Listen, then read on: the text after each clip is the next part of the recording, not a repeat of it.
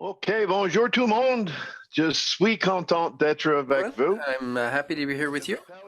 My name is Chris Aylward, National President of the Public Service Alliance of Canada.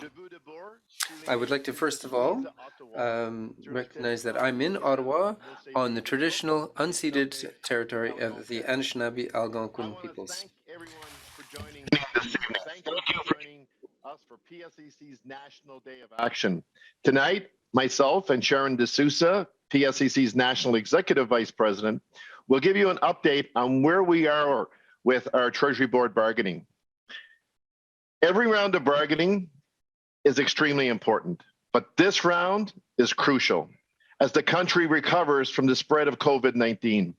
Workers across Canada are facing soaring inflation and skyrocketing prices, which is putting pressure on our wallets.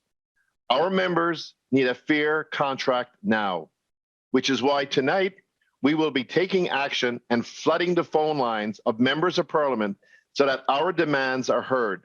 So stay tuned and be ready to join Alex Sealis, the Regional Executive Vice President for the National Capital Region, in a virtual call-in action. PSAC is currently in bargaining for over 165,000 federal public service members. For the PA, the TC, the SV, the EB, and FB bargaining groups, as well as for separate agencies, including the Canada Food Inspection Agency, the Canada Revenue Agency, and Parks Canada. Our bargaining teams are fighting for fair wages to reflect the changes we've seen to the rising cost of living.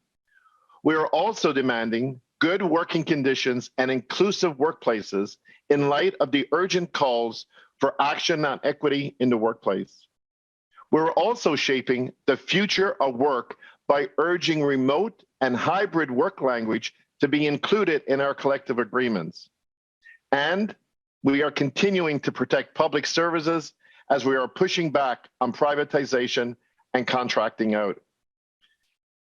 The pandemic, I think you'll agree, radically changed the way Canadians live and work.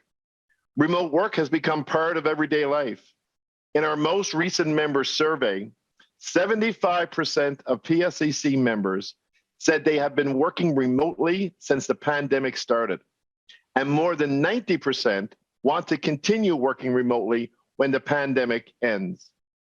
Our experience during this pandemic has shown that public service workers can be as effective working remotely as when they are in the office. Now it's time to look to the future by enshrining remote work into our collective agreements. To ensure members are treated fairly, provisions governing remote work must become part of the collective agreement. We want more transparency in how remote work policies are being applied, and we want to avoid unnecessary surveillance. Our bargaining teams are fighting to make sure your rights around remote work are in your contract so that it cannot change without input or without consultation. Despite the advantages of remote work for many members, it can lead to isolation, as well as making it harder to turn off at the end of the workday. This can blur the lines between work life and private life, which can increase stress and anxiety. PSAC's member survey showed that 1 in 5 members feel that they are expected to look at emails or do work outside their scheduled working hours at least a few times a week. This is not sustainable or acceptable. You should be able to focus on your family and your well-being outside of normal work hours without worrying about consequences of discipline for exercising that right.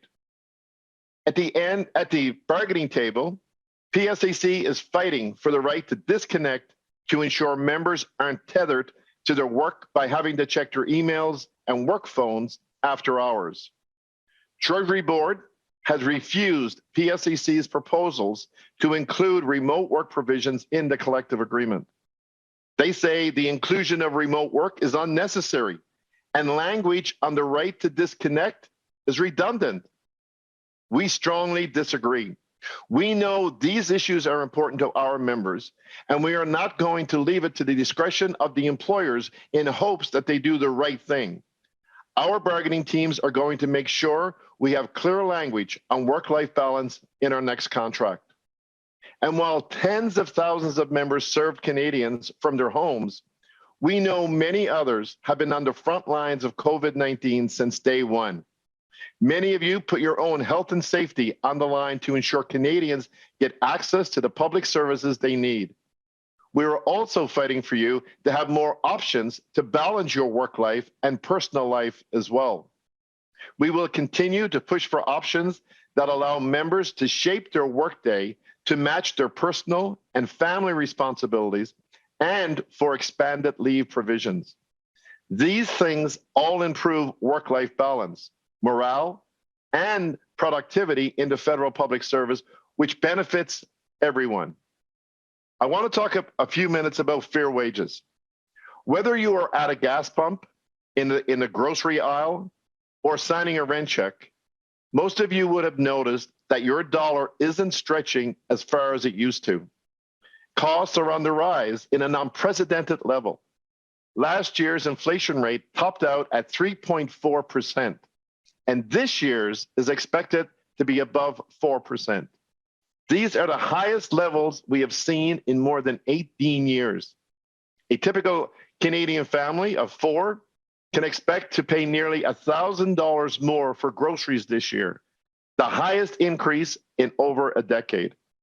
The price of fuel, hydro, and natural gas are all on the rise as well. Everywhere, workers and their families are feeling their budgets being pushed to a breaking point. Now, more than ever, workers need fair wages and good working conditions.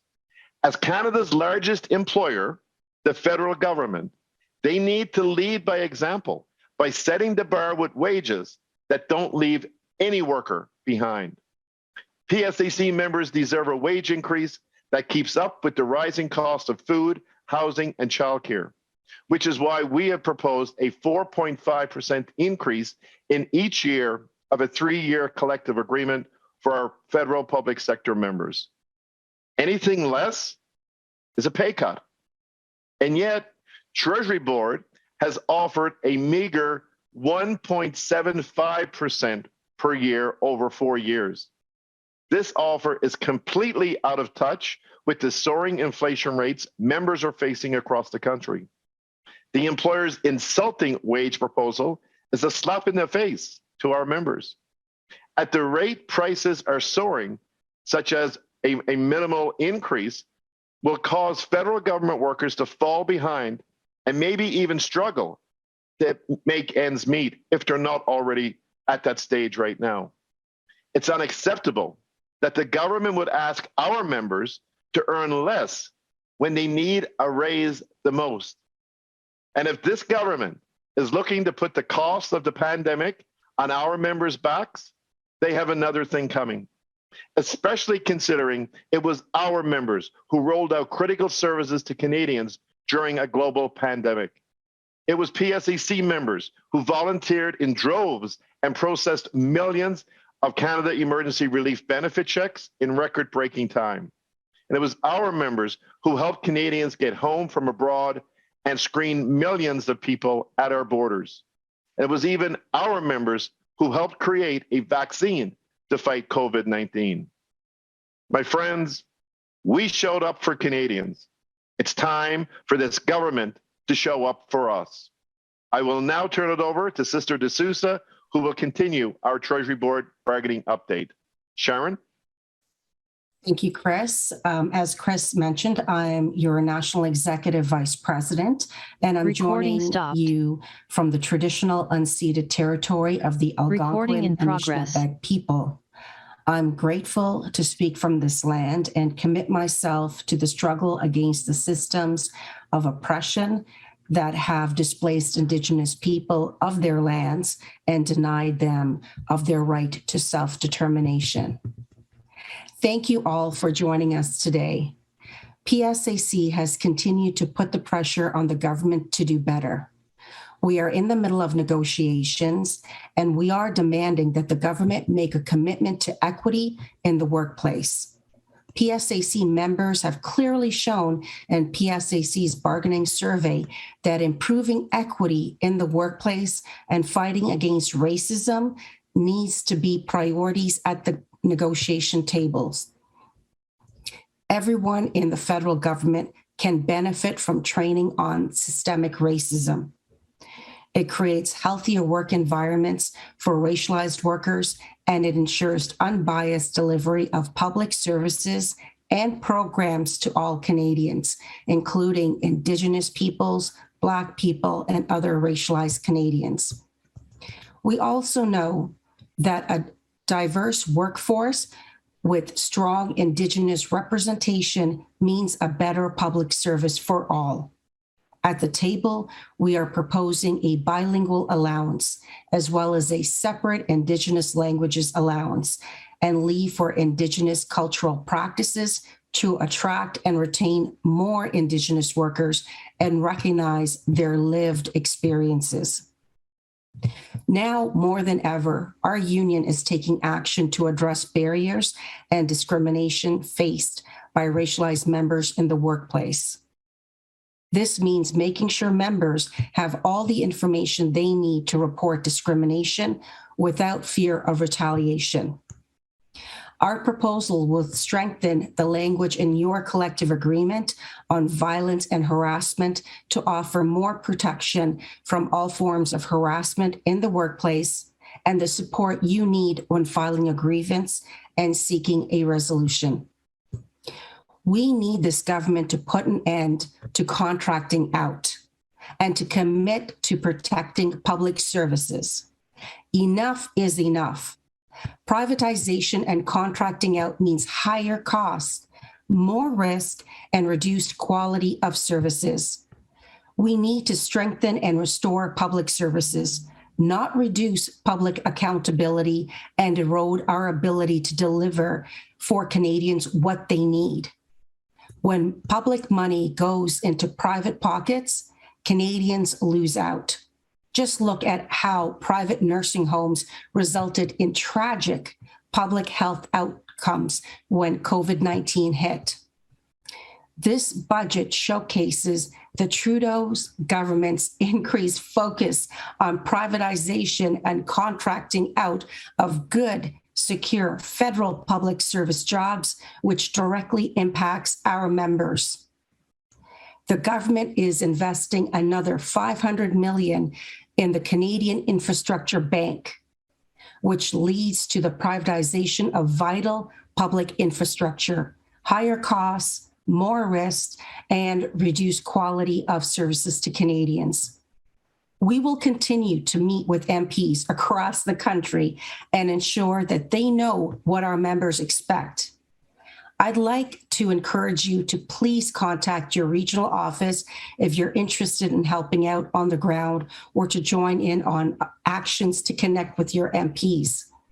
We just recently had our first national phone and text bank that had over 100 union leaders join us. The momentum is growing and the pressure is on.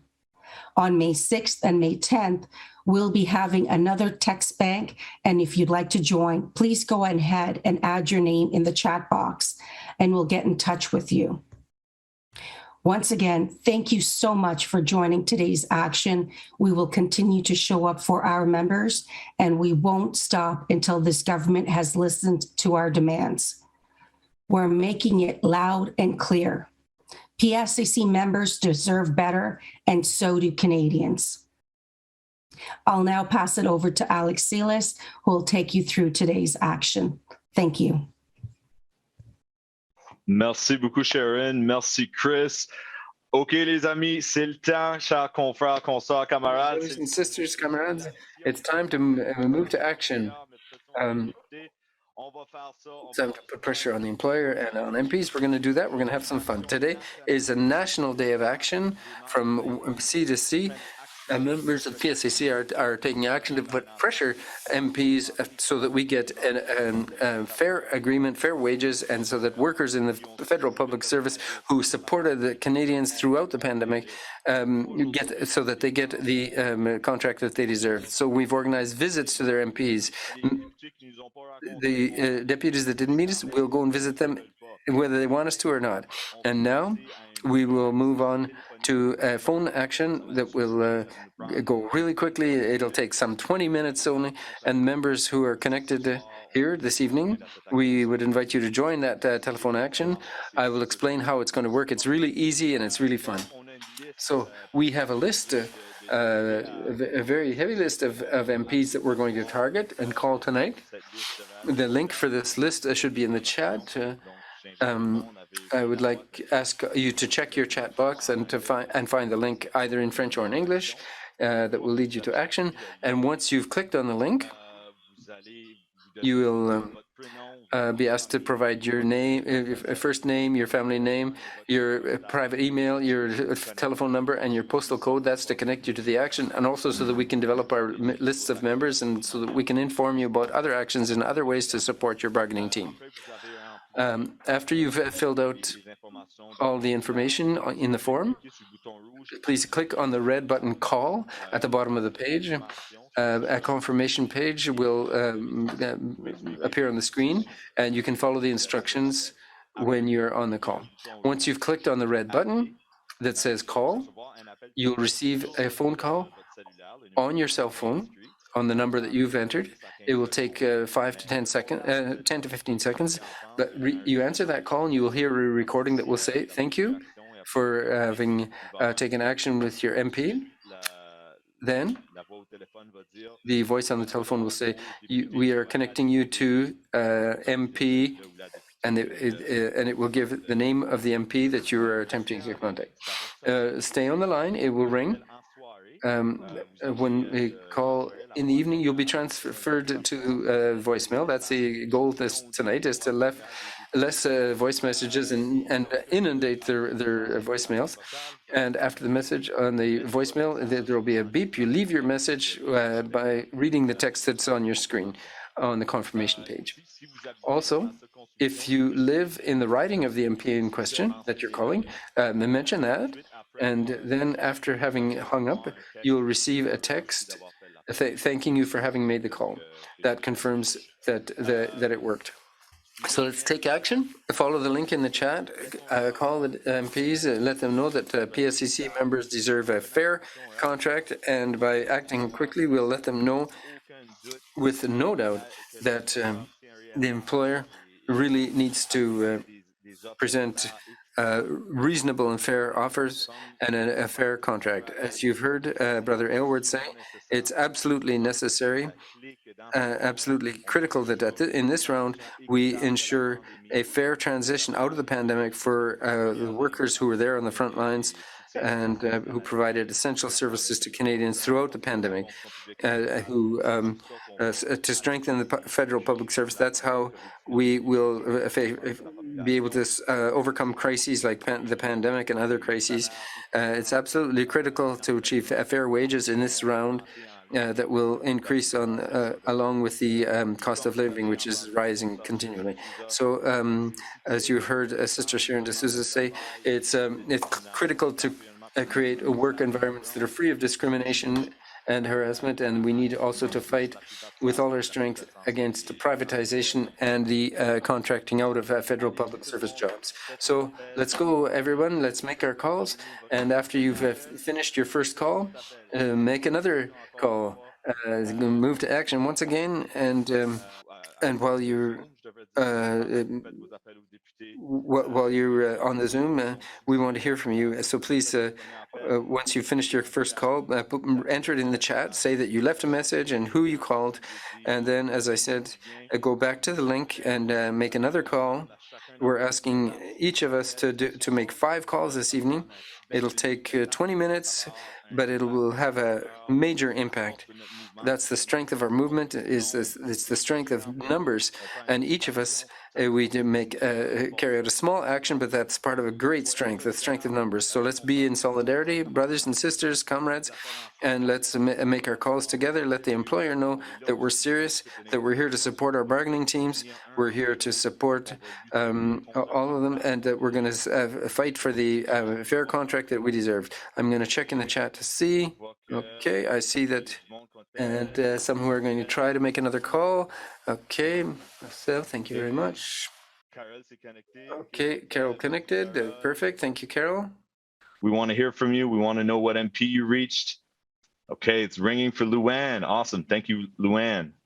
Laissez-nous savoir dans le chat que vous êtes en Let us know in the chat that you're calling the MPs from the list. We want to know who you called. Alan. Sharon just called. You got through to Mona. She's so hard to reach. All right, awesome. Samantha just called Mark Sayre from Sudbury. Awesome, thank you, Samantha. Luann is calling her local MPs. That's awesome, thank you, Luann.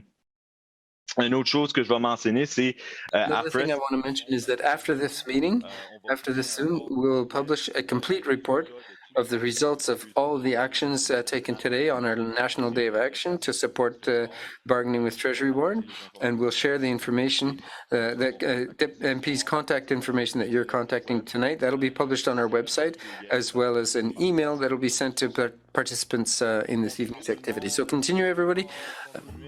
Darlene called Karina Gold from Burlington. Awesome. Thank you, Darlene. Woo! Marianne called Lori Idlu's office in Iqaluit. Awesome. This is a coast to coast to coast action. So great.